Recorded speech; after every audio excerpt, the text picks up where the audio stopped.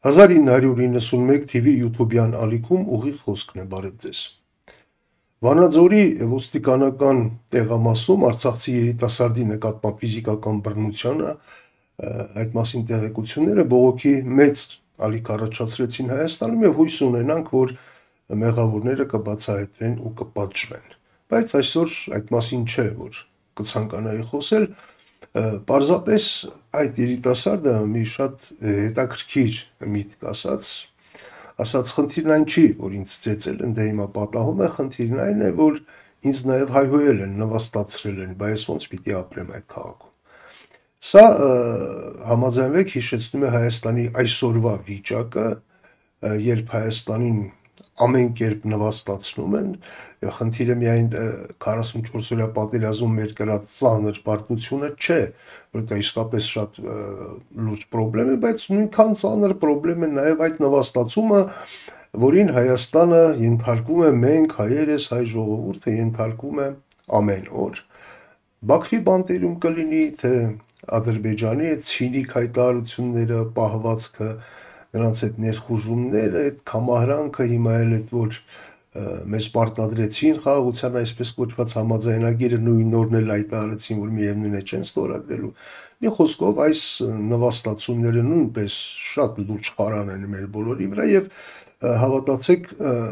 բոլորս դա նույնքան ծանր ենք տանում, որքան պատերազմում մեր կրած պարտությունը եւ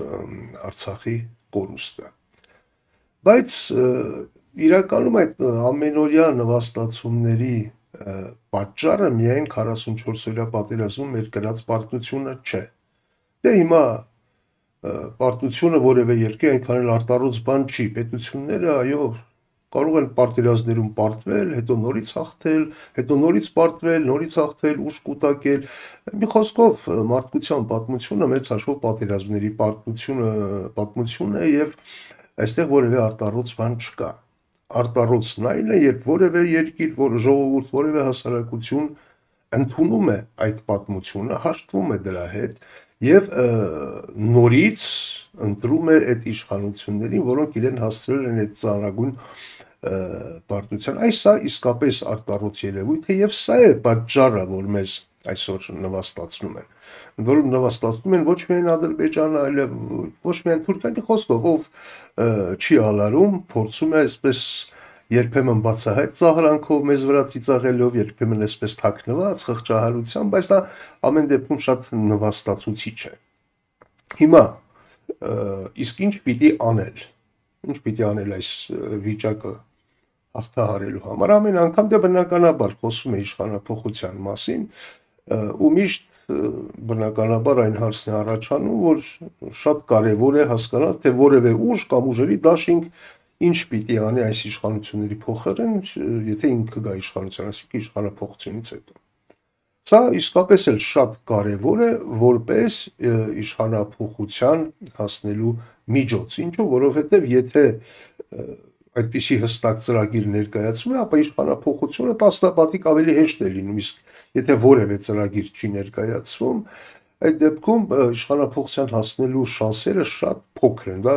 գրեթե անհնար է։ Դրա համար էլ այդպիսի ծրագիր ներկայացնելը շատ կարևոր է, բայց միայն որպես միջոց։ Մյուս կողմից էլ, եթե անգամ որևէ իշխանություն, որևէ քաղաքական ուժ իշխանափոխությունից հետո իշխանության գալով ստիպված պիտի լինի անել ճիշտ եւ ճիշտ այն նույն քայլերը, որ անում են այսօրվա իշխանությունները, նույնիսկ այդ դեպքում իշխանափոխությունը անհրաժեշտություն է։ Ինչու, որովհետև մի բան է, երբ որ հիմա երկիրը ծանր պարտությունից հետո հայտնվել է մի վիճակում, երբ ստիպված է ատամները սեղմած կատարել թշնամու պահանջները, ստիպված։ Եվ բոլորովին այլ բան է, երբ որ իշխանությունը ինքը հաճույքով է ընդունում, անգամ այդ պարտությունը ներկայացնում է որպես հաջողություն։ Հիշում եք Նիկոլ Փաշինյանը ասում էր, ես հպարտանում եմ մեր պարտությամբ։ Երբ ինքը հաճույքով է կատարում այդ թշնամու բոլոր պահանջները, անգամ դա ներկայացնում է որպես իր նախաձեռնություն, այդ դեպքում նա իսկապես արժանանում է ծաղրի եւ նվաստացման։ Եվ ոչ միայն նա, այլև այն ժողովուրդը, որը հանդուրժում է այդպիսի իշխանությունների, որտեվ իրականում Հայաստանի այսօրվա նման իշխանություններ ունենալը համաձայնվեք այդպես պատահական փողոցից եկած մարդկանց իշխանությունը որևէ երկրի համար, որևէ հասարակության համար դժբախտություն է, իսկ ուրիշի դժբախտության վրա ծիծաղել չի կարելի։ Ադրբեջանն նույն օրինակ ինքը իր այդպիսի դժբախտությունը հաղթահարեց, չէ, Էլչիբեին կարողացավ հեռացնել որևէ երկիր մեծ հաշվով, որևէ հասարակություն այդպիսի աղետներից ապահովագրված չէ։ Բայց եթե դու դա անընդհատ հանդուրժում ես, հետո ընտրություններում նորից ես ցեն տալիս նրան, հետո էլի այդ դեպքում իսկապես դառնում ես ծաղրուծանակի եւ նվաստացումների առարկա։ Նա տեսեք Նիկոլ Փաշինյանը օրինակ է, որպես այդպիսի նվաստացումների օրինակ բերեմ, ասենք որտեղ դատարկ դահլիճը տեսնում, գնում է, չգիտեմ, սեղանի շարում է այդ Հայաստանի դրոշի գույներով այդ ավազի ժամացույցները եւ սկսում է ներկայացնել իրական Հայաստանի գաղափարախոսություն։ Այդ ավազի ժամացույցները Հայաստանի դրոշի գույները որպես ինչ օրինակ, որպես ինչ է այդտեղ դրել, որ ահա տեսեք սա Հայաստանն է, ժամանակն էլ այսպես ավազի նման թափվում է ներքև, ժամանակը կսպառվի, Հայաստանը կվերանա, հա, դա է խորհրդանշում, իրեն հուշել են, որ դա լավ խորհրդանիշ է։ Եվ սա մի կողմ թողնենք, ներկայացնում է իրական Հայաստանի գաղափարախոսությունը, ամենայն դեպս ինքն է անունը այդպես դրել։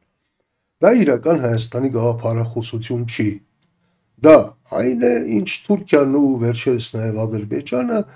անընդհատ պահանջներ են ներկայացնում Հայաստանին եւ հայ ժողովրդին, միշտ են ներկայացրել։ Դա այդ պահանջների ուղղակի գեղեցիկ այսպես ձևակերպումն է։ Միշտ էլ Թուրքիան այդ նույն բանն է ասել, չէ՞ որ ոչ մի արևմտյան Հայաստան չկա, հայերը այնտեղ հայրենիք չունեն, ձեր պատմությունը ընդհանրապես ծայրից ծայր հորինված է, ոչ մի ցեղասպանություն չի եղել, դա էլ է հորինված, չգիտեմ, ընդհանրապես Ղարաբաղ էլ չկա, չհամաձայնվեք նայել աղրի դաղին եւ դրան ասել Արարատ, ընդհանրապես մոռացեք, օրինակ Սփյուռքի մասին, հանկարծ Սփյուռքի հետ որևէ շփում չունենաք, ձեր եկեղեցին որպես ինչ որ համաշխարհային կառույց մոռացեք, պարփակեք Էջմիածնի պատերի մեջ, մոռացեք ձեր պատմությունը եւ այլն, հանկարծ դաշնակիցներ չփնտրեք աշխարհում, արևմուտքում, չհամարձակվեք զինվել, այս ամեն ինչը, այս պահանջները Նիկոլ Փաշինյանը փաթեթավորել է, բերել ներկայացնում է հասարակությանը հպարտորեն դրա անունը դնելով իրական Հայաստանի գաղափարախոսություն։ Այս սրա պատճառով են մեզ անընդհատ ծաղրուծանակի ենթարկում ու նվաստացնում, որովհետեւ որևէ այլ իշխանություն այո, կասեր, գիտեք, հիմա այս պատուհաս իշխանությունների պատճառով ծանր պարտություն ենք կրել, ստիպված ենք կատարել այդ պահանջները, բայց ընդամենը ստիպված ենք կատարել, բայց դա մեր էությունը չի։ Հակառակ դեպքում, եթե մենք դա ընդունում ենք այսպես հաճույքով ու գնում նորից ձայն ենք տալիս այդ իշխանություններին, մեր թշնամիներին, հակառակորդներին դա իրավունք է տալիս, այո, նվաստացնել մեզ, ծաղրել մեզ, ծիծաղել մեզ վրա, որովհետև ասում են ինչ եք ձևեր թափում, լավ էլ համակերպվել եք, ուրեմն դա դեր սովորական նվաստացած վիճակն է, այնպես որ հանգիստ վերընկեք տեղներ հետ, պարփակվեք այդ սահմանների մեջ, որը մենք կգցենք այնպես ինչպես ուզում ենք, իսկ դուք եթե հաշտեք դրա հետ, խնդրեմ ձեր մի կտոր հացը կերեք, ինչպես ձեր վարչապետն է ասում, եւ շարունակեք ապրել այդպես նվաստացած վիճակում, բայց ձեր ֆիզիկական գոյությունը գուցե ինչ որ չափորոշիչներով մենք կապահովենք, եթե այդքան բարի լինենք եւ եթե դուք շարունակեք հլու հնազանդ լինել։ Ահա այս խարանն է, որ պիտի ջնջվի մեր ժողովրդի, մեր հասարակության ճակատից եւ սրա միակ տարբերակը